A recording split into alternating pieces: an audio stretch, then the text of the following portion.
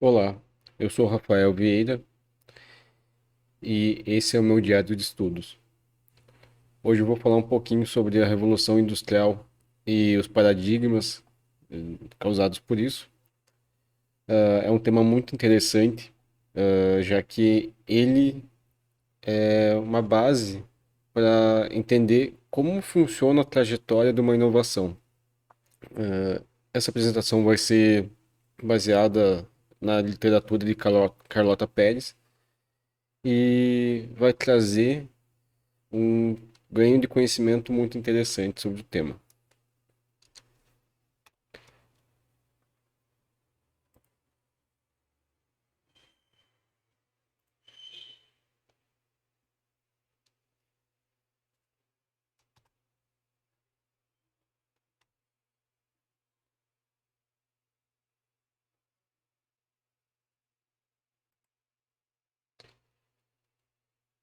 Então,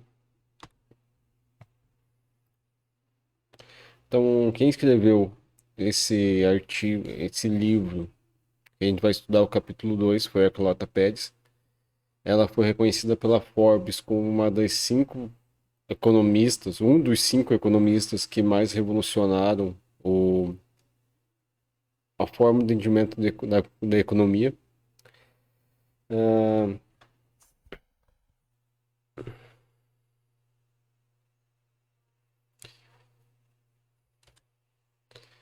A fonte de informação do trabalho é o livro A Revolução Industrial e o Financiamento de Capital, a dinâmica das bolhas e das eras de ouro. Então, o livro todo trabalha muito em cima da parte da dinâmica das bolhas econômicas, que são quando algum mercado está inflado artificialmente e não é sustentável aquele crescimento daquele setor.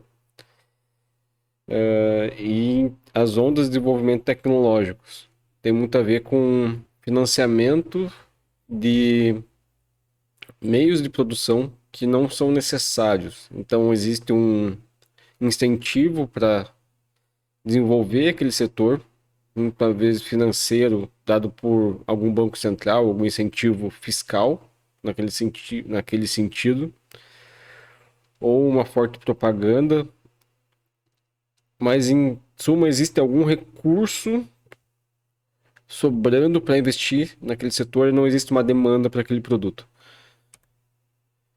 Então, a nossa discussão é sobre os paradigmas tecnológicos, a revolução industrial e as ondas de desenvolvimento.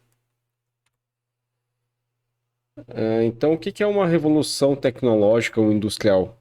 É um conjunto de tecnologias que mudam a nossa forma de fazer as coisas. Ela costuma ser trazida por uma combinação de infraestrutura, uma fonte de energia mais barata e uma forma mais eficiente de fazer as coisas. Então, uma coisa alimenta a outra. E quais são os limites da Revolução Industrial? O limite físico. Ela começa numa cidade, numa região pequena, aonde essa revolução acontece e ela é difundida para o resto do mundo. Esse lugar que começa, daqui a pouco a gente vai ver um pouquinho sobre o boom da Revolução Industrial, mas é aonde acontece essa inovação que é percebida pelos outros como uma melhoria disruptiva com as tecnologias já existentes. Então, quando tem essa explosão tecnológica, existe uma interação entre novos produtos e novos processos. Então, com uma nova tecnologia, produtos que antes eram inviáveis tecnologicamente e economicamente passam a ser viáveis. Então, existe uma explosão de novos produtos. Ao mesmo tempo, os processos se adaptam a esses novos produtos, a esse novo meio de fazer as coisas, essa nova fonte de energia e revolucionam processos. Então, novos produtos são novos motores de crescimento e geração de uma onda de desenvolvimento, e os novos processos geram um ganho de produtividade, de eficiência e de qualidade.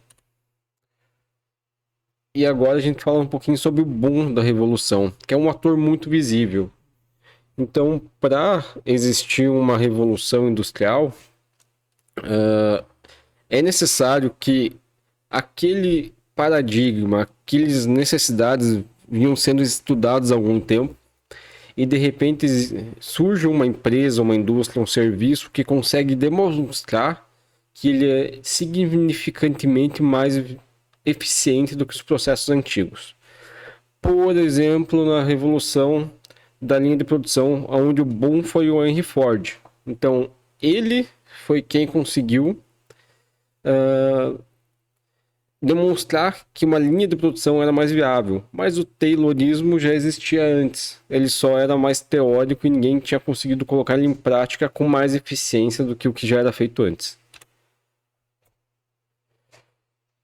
Nisso nós chegamos aos paradigmas tecnológicos, que são a forma mais eficiente de tratar aquela revolução. Então, para chegar num paradigma tecnológico, existe uma evolução de um processo de busca por esse paradigma. Então, no primeiro momento que existe a revolução industrial, que aquele boom acontece, as empresas se voltam a isso e começam a buscar a forma mais eficiente de utilizar aquela nova tecnologia. Isso volta ao ponto de modificar produtos, processos. É uma transformação cultural profunda na sociedade. Então, essa é a busca pelo paradigma, a busca por um design dominante daquela forma de fazer as coisas. Então, é um processo na tentativa e no erro, onde tem um investimento massivo naquele setor, e se combina tecnologias novas e antigas buscando ter um produto novo. Então, nessa busca por paradigmas, se criam externalidades, que são efeitos para a sociedade com esse novo paradigma. E essas externalidades podem ser tanto boas quanto ruins. O governo entende que o seu papel nesse processo é maximizar as externalidades positivas e minimizar as externalidades negativas.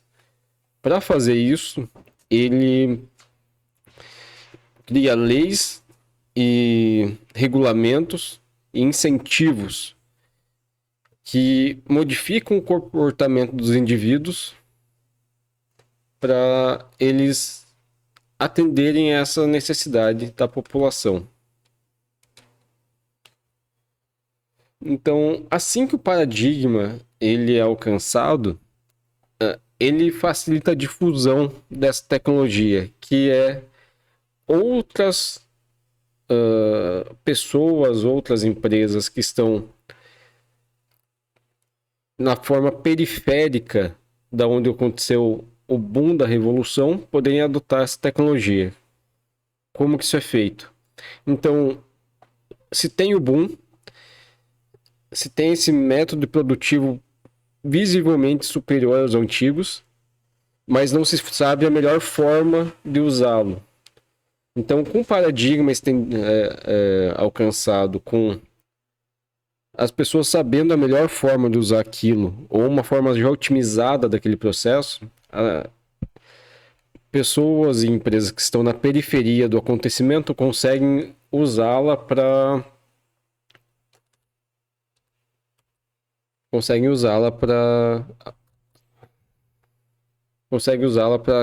copiar, para entender aquele conhecimento. Isso inclui também meios de comunicação e os utilizadores da tecnologia. Então, quando nós falamos da empresa poder copiar o modelo Ford de produção, nós também precisamos entender que a população precisava entender e aprender como usar o carro e como a melhor forma do carro ser utilizado. Então a difusão tem muito a ver com o conhecimento geral da população de uma forma globalizada sobre aquela inovação. Então nós temos então uma transição de paradigmas da forma antiga de fazer as coisas para a forma nova de fazer as coisas.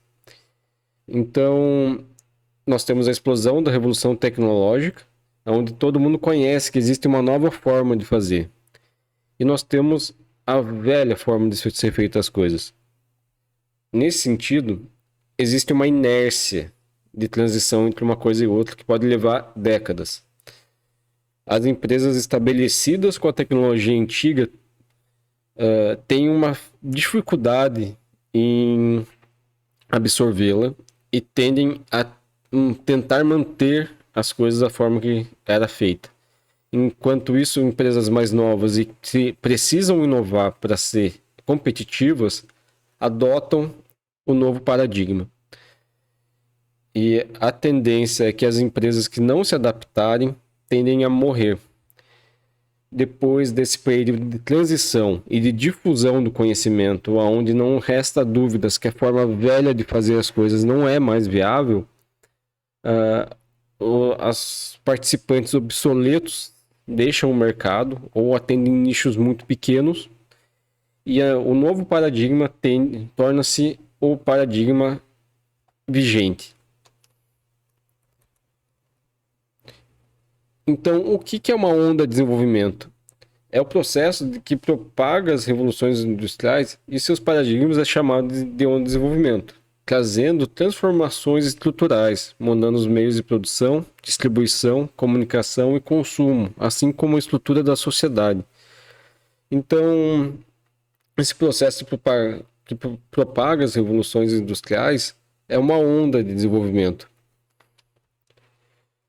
Então, nesse resultado final, as ondas de desenvolvimento traz um ganho de produtividade para toda a sociedade. Os países que primeiro adotam essa onda, essa revolução industrial, têm ganhos e vantagens econômicos gritantes. Esse processo também exige um desapego com as velhas formas de fazer as coisas. E quem tem mais dificuldade em fazer isso acaba ficando para trás. E, por fim, acaba mudando toda a sociedade. Obrigado, essa era a apresentação desse tema, da Revolução Industrial e das transformações dos paradigmas. E eu agradeço a atenção.